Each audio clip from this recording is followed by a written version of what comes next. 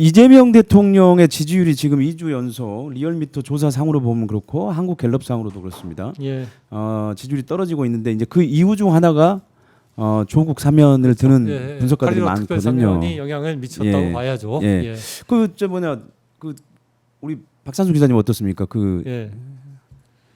아니, 지지율 저는 떨어지는 원인이 조국 사면 그것만은 아닐 겁니다. 그것만은 아니고 뭐 음. 최근 이제 주식 뭐 이춘석 의원의 이제 주식 문제라든가 여러 가지 저게 있을 텐데 어쨌든 8.15 특사 특히 이제 조국 사면을 둘러싼 논란이 계속 커지니까 이것들이 영향이 미쳤다고 봐야죠. 이게 영향이 미친 거는 제가 보면은 진보층 이른바 민주당 지지층보다는 중도층에 영향을 미쳤고 그리고 이른바 그 국민의힘을 지지하는 층에서는 국민의힘 지지하는 분들 중에서도 이재명 대통령이 된 다음에 어쨌든 행정을 잘하고 있으니까 국정을 잘하고 있으니까 아이 뭐 이재명 대통령 반대했는데 괜찮네 해갖고 지지했던 분들이 있을 거란 말입니다. 그런 분들이 이번 그 특별사면을 하나의 계기로 해갖고 다시 이제 돌아온 반대로 이렇게 돌아오는 측면들이 지금 지지율의 하락으로 나타나고 있는 것 같은데요. 이런 부분들은 어쨌든 앞으로 좀 그 유심히 봐야 될 측면이고, 근데 사실은 예전에 보면은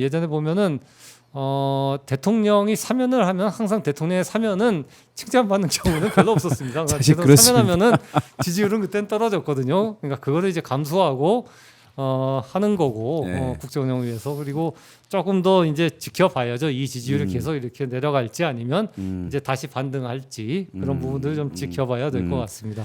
근데 왜 이재명 대통령이 그 논란이 많은 조국 대표를 사면했다고 보시는가요? 저도 이제 뭐 추측이죠. 제가 예. 추측인데 예. 일단은 이재명 대통령으로서도 자기도 이제 검찰의 어떤 그렇죠. 엄청난 그 가혹한 수사를 받았던 입장이기 때문에 어떤 동병상련의 맞습니다. 그런 예. 측면, 그러니까 너무 과도하게 조국 전 대표와 가족들이 처벌을 받았다는 생각이 아마 그런 게 강했을 것 같고요. 그리고 두 번째로는 어쨌든 조국 사면은 이게 굉장히 논란입니다.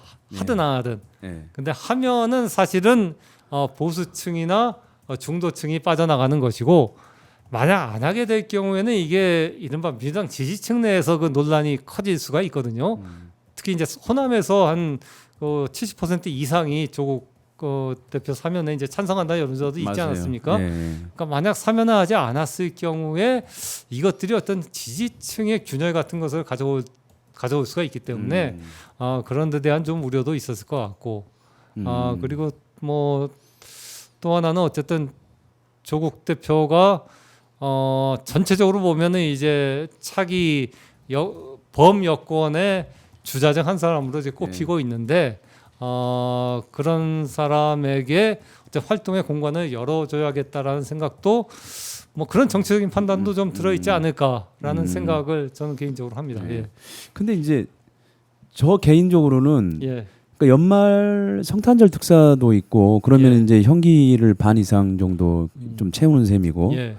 그러면은 뭐 어떻게 보면은 조금 더 지금보다는 좀 비판론이나 반발이 조금 더 수그러들지 않을까 이런 생각도 이제 해보는데 예.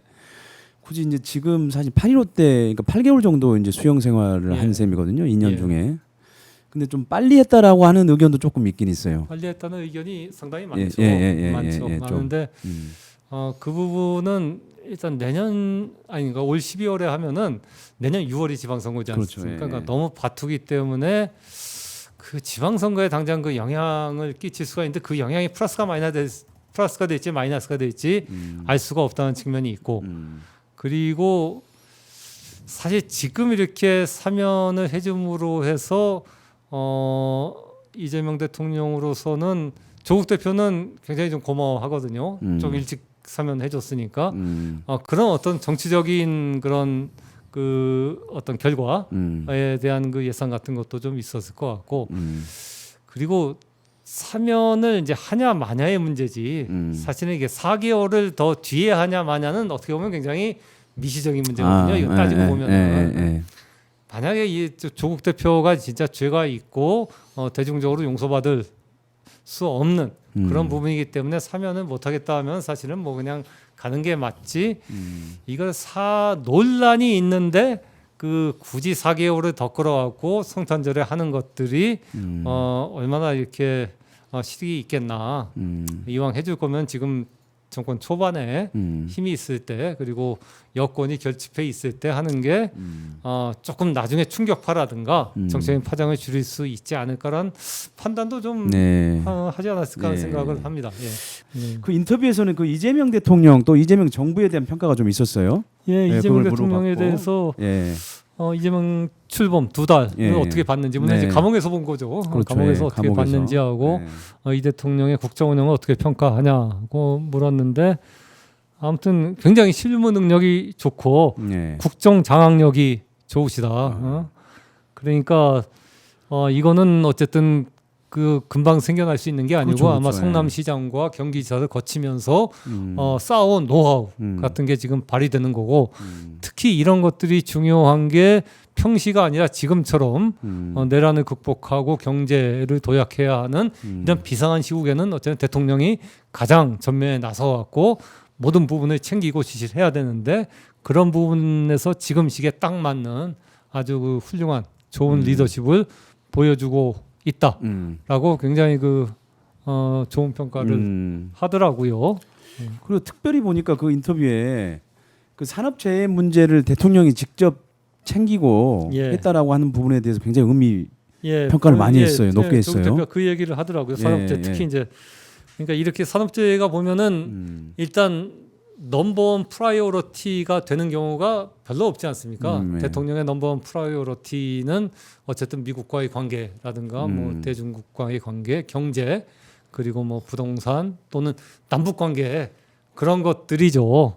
산업자에도 물론 중요한 문제긴 하지만 그거를 대통령이 프라이어리티 정책에 놓고서 직접 이렇게 들여다보면서 계속 챙기는 경우는 이제까지는 없었단 말입니다. 근데 어쨌든 노동자들의 안전과 관련이 돼 있는 산업재해 문제를 이재명 대통령은 직접 본인이 챙기면서 하나하나를 이렇게 지시하고 개선을 요구하거든요. 지시를 하거든요.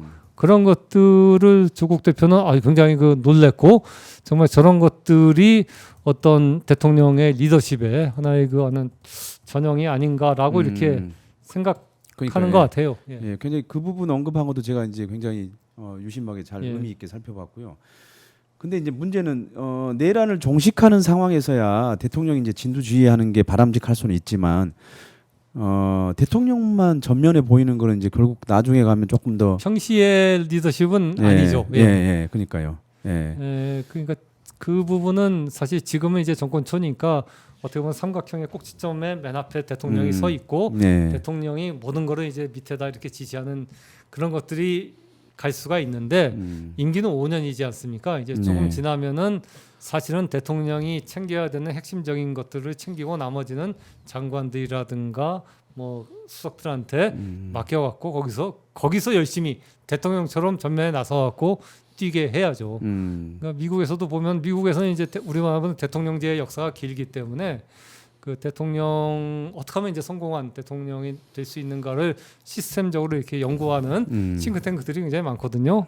제가 보면은 이제 그런 얘기들을 많이 합니다. 그러니까 최근 들어갖고 이제 성공한 대통령 꼽히는 게 누구냐면 롤드 레이건하고 또 이제 빌 클린턴. 빌 클린턴이 루인스키 스캔들로 뭐 굉장히 비난은 받지만은 적어도 이게 행정과 국정 운영에서는 뭐 잘했다라는 평가들이 많은데 그때 그러면 어떻게 이렇게 그 백악관을 운영했었는지 그때 보면은 어쨌든 미국은 사실은 장관의 힘이 우리보다 훨씬 세죠. 예. 수석보다는 장관의 힘이 센데 장관을 대통령과 어떤 그 이념적인 가치적인 지향뿐만 아니라 대통령이 정책적인 지향을 공유하는 사람을 장관에 시킴으로써 그 장관이 직접 그 대통령의 어젠다를 대통령처럼 이렇게 수행하게 그렇죠, 예. 만들었다. 예. 대통령이 이제 그걸 자꾸 이제 체크하고 이제 부추기는 거죠.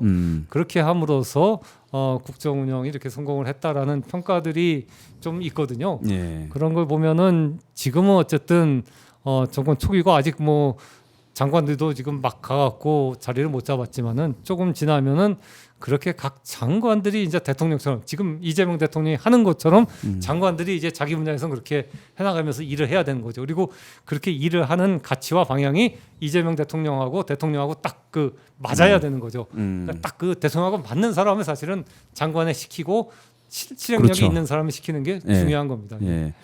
그 보면 이제 그 학자의 삶은 끝나고 이제 정치인의 삶을 살게 됐는데 예. 그 소회에 대해서도 사실 이제 그 물어보셔도 답변이 나왔는데 예. 그게 뭐라고 얘기했나요? 이 이제 완벽하게 이제 정치인의 삶으로 이제 완벽하게 진입하고 있는데. 예. 예. 그렇다고 얘기했습니다. 그러니까 예, 예. 지난해 4월 사실은 지난 4월 총선 때부터 조국 혁신당을 만들 때부터 정치인이었던 거죠. 조국 대표는. 근데 그 당시만 하더라도 이제 많은 사람들이 생각하기는 조국 대표가 이제 조국 혁신당을 만들고 총선에 참여하지만 저거는 어떤 조국 사태에 대한 어떤 정치적인 평가, 예. 국민적인 평가를 한번 받겠다. 내가 옛날에 2019년에 그렇게 고생을 했고 그래서 자기 부인도 구속이 됐고 자식이 곧 구속된 운명이지만 이것이 잘못됐다라는 데 대한 어떤 국민적인 신임을 받겠다라는 생각이 강했고 또 국민들도 그런 생각으로 이제 표를 던지는 분들이 많았을 거란 말입니다.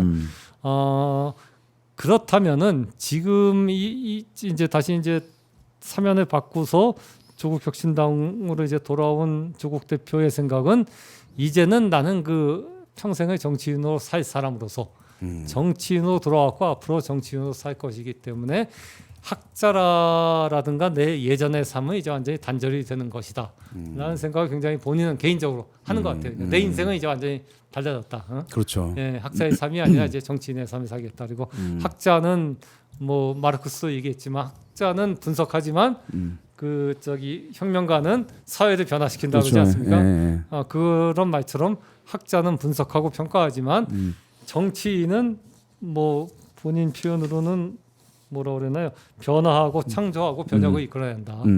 그러면서 이제 자신이 사건 창조적인 인간, 그러니까 뭔가를 만들어 나가는 그런 사람이 되겠다라는 각오 같은 것들을 아마 감옥에 있으면서 그런 것들도 굉장히 좀 강해졌던 게 아닌가 싶더라고요. 그러니까 뭐 그동안 그러니까 감옥 가기 전에 정치 활동 예. 이나 그다음에 페이스북 활동들을 보더라도 이제 완벽하게 거의 정치인이 되신 건데 예.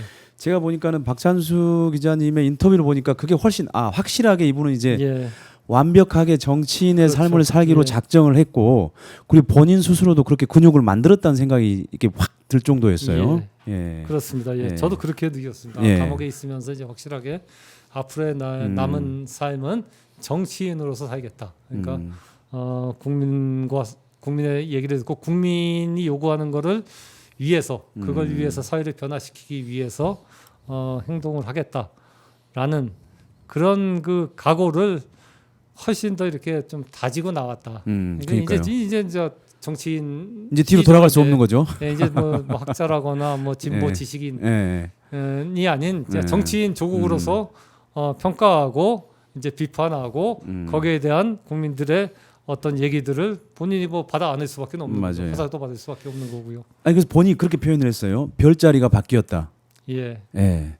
맞습니다. 그러니까 좀 확실히 바뀐 거죠. 예, 별자리가. 운명이 바뀌었다고 예, 본인은 생각하는 맞아요. 것 같아요. 예. 그럼 이제 별이 되는 순간만 남은 건가요?